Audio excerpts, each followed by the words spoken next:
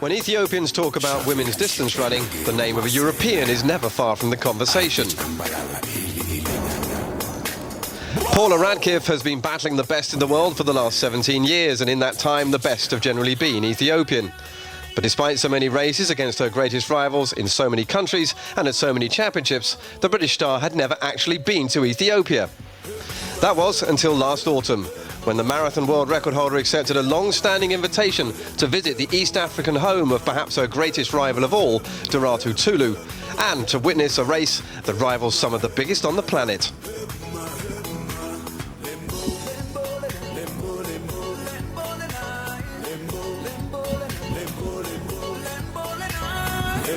Eurosport 2's Angus Rowe went with Radcliffe and her family on an unforgettable African adventure.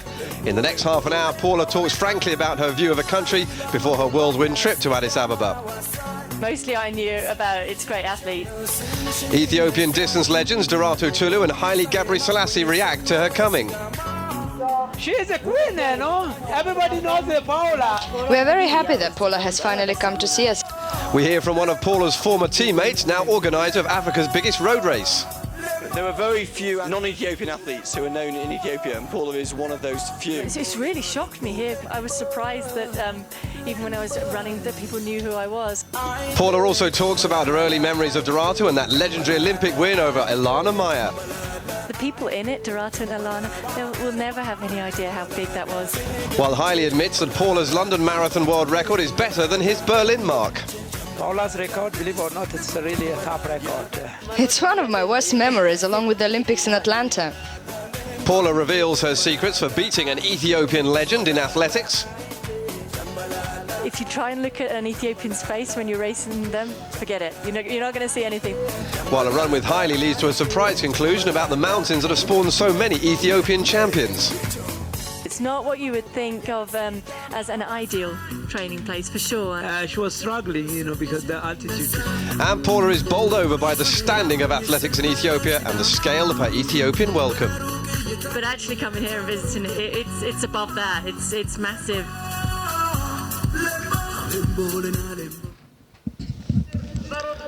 Paula Radcliffe and her family arrived in Addis Ababa early on a warm Friday morning in November. Paula may have been to many places in the world, but at the start of a 3-day visit to the Ethiopian capital, the marathon world record holder admitted to being a little unsure as to what to expect. I guess I'd heard some things about Ethiopia before I came. Mostly I knew about its great athletes and its great heritage and culture for distance running. Obviously I knew about the famines and the starving and the suffering that was going on here too. I knew about people who'd come and trained here, had sort of spoken about the generosity and the way the Ethiopian people would really welcome you and take you in. One of the main reasons for accepting the invitation was the chance to see her longtime rival Duratu Tulu. Paula was just a budding junior in 1992 and remembers being captivated by a race that made Duratu a worldwide star, as in Barcelona at the age of just 20, she became Black Africa's first female Olympic champion in a race against Elana Meyer, racing in South Africa's first Olympics since the end of the apartheid era. I think Duratu's an amazing person. I mean, my first memory of her was in '92 when she came and she won the Olympics in Barcelona, and she was still so young. And I think that's an iconic moment for women's running and for running all across the world. It was after the apartheid system, Duratu and Elana, who are both wonderful, genuine people, doing that lap of honour together. And I think that was very symbolic and also very inspirational for someone like me coming through as a youngster in the juniors at that time. And then for me to be able to get the chance to meet her for the first time in 1993 and race her on the cross country. And actually I was lucky enough to be able to split the two of them, Duratu and Elana, in Durham that year. And that's one of my very special memories and something that's very important to me. Paula appreciated Meyer's epic battle in another sense too, seeing similarities to her own 10,000-metre battles against Duratu through the years. You had these two women just almost sharing that experience and working together, and I can identify it with Elana because the writing was on the wall, really. I mean, you knew from a long way out that probably Dorata was going to outkick her. So it's Alana's bravery as much as Dorato's brilliance in winning that race that sort of are in my memory from that day.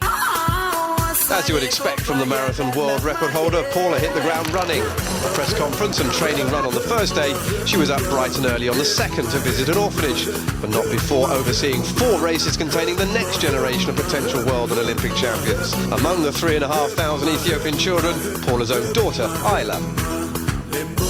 This is the first time that Paula Radcliffe, the long-time adversary of Doratu Tulu and Gator Wami, has been to Ethiopia. She's been feted everywhere she has been, but nowhere more so than here in Meskel Square, where together with the men's world record holder for the marathon, Haile Gebrselassie, she's been given the official honour of starting all the races for the great Ethiopian run. Paul, it's been quite a morning, 3,500 Ethiopian children running their hearts out. What's been your experience so far since you've been here?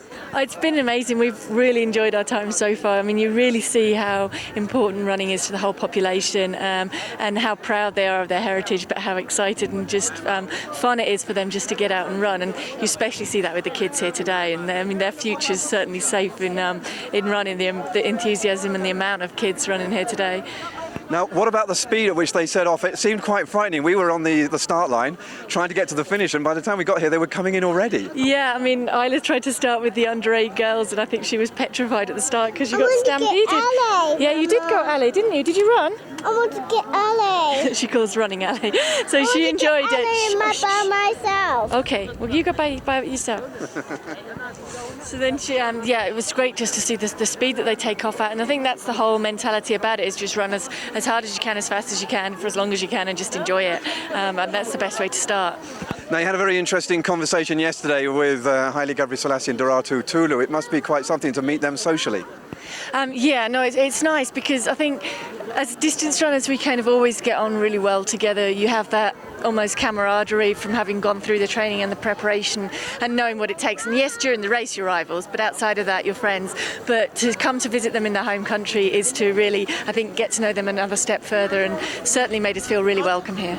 And that's just the children, so how do you think it's going to be for the real thing tomorrow? I'm really excited about tomorrow because, I mean, you see how great it was today, and that's going to be multiplied however many times over, and the speed that they're going to be running, that's going to be a lot faster as well. They say that this is the scariest place in the world to be a pacemaker. How would you agree with that? I would totally agree with that. I think you'd have to start 200 metres up the road.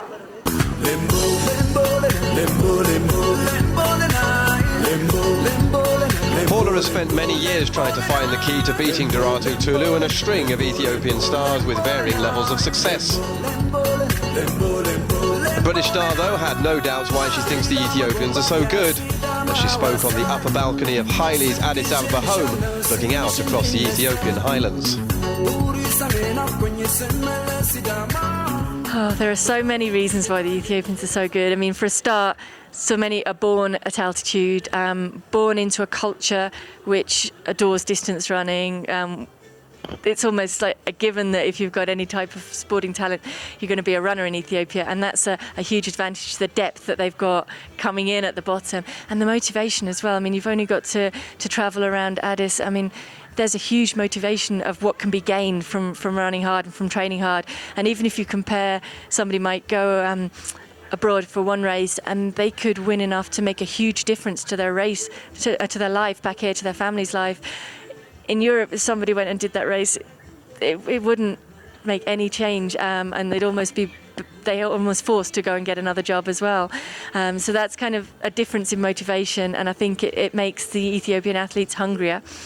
Then again, they have a lot of role models as well, so they're hugely inspired by what athletes, going back to Baby Bakila, through Haile, Doratu, Gita, what they have done, I think has changed the country enormously. The rivalry between Paula and the Ethiopians grew over the next few years. Tough times for Paula too on the track, as no matter how hard she pushed the pace or how many times she tried to break her Ethiopian rivals, they always seemed to have the upper hand. I always knew that, in a sense, I had one option, and that was to break them and to run away and to run hard. And occasionally I was able to do that, but usually it became a case of getting into the last 1 or 2 laps and just knowing that they were sitting there. And then, of course, I'm at a double disadvantage because I've done the work, so I'm less likely to be able to kick as well as I might have been if I'd been in the pack, but I'd have no chance if I'd let the pack stay really slow anyway. A year after her own international breakthrough in 1992, Doratu was one of the first to see the long-term potential of a lanky British teenager who pushed the new Olympic champion to the limit in a frosty winter cross-country race in the north of England.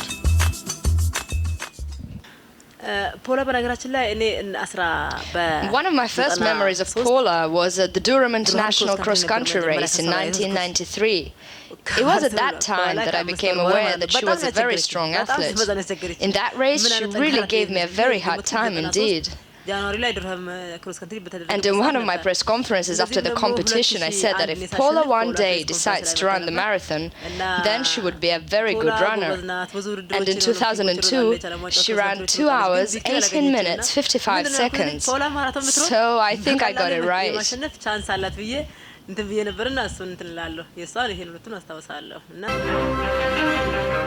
Despite taking several world cross-country titles, Paula couldn't find a way to break Doratu and co on the track.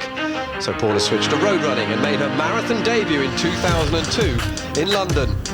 Again, Paula found herself up against her nemesis, the winner of the race from the year before. But this time, the winning shoes were to be found on the other feet. I just loved it from start to finish.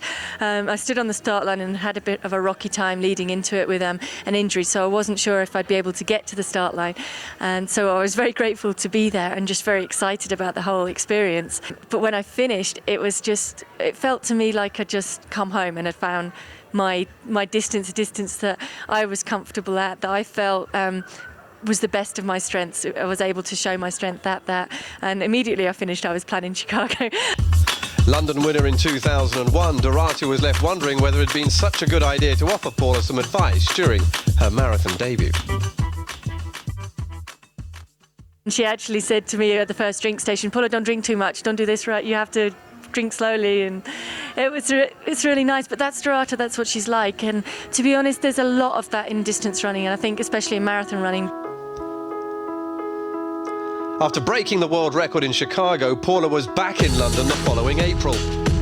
Crushing another world-class field, she smashed her record out of sight, her finest 2 1/4 hours ever, leaving Doratu for dead for the second year running.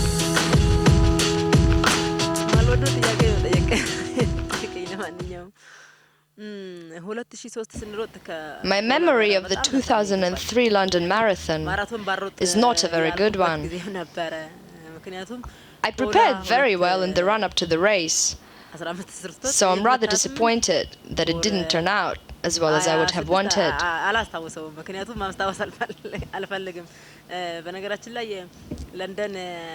But I'm happy for Paula that she put in such a fine performance and even broke the world record. It was an extremely good race for her. However, for me, it rates as one of the worst memories of my career. Along with the Olympic Games of 1996 in Atlanta, where nursing an injury, I missed out on a medal, finishing 4th.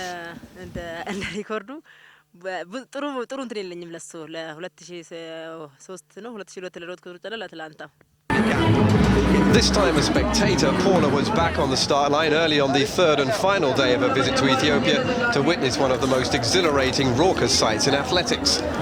Runners in major road races around the world enjoy vocal support from those watching their efforts. But here in Ethiopia, it's the runners who make the most noise.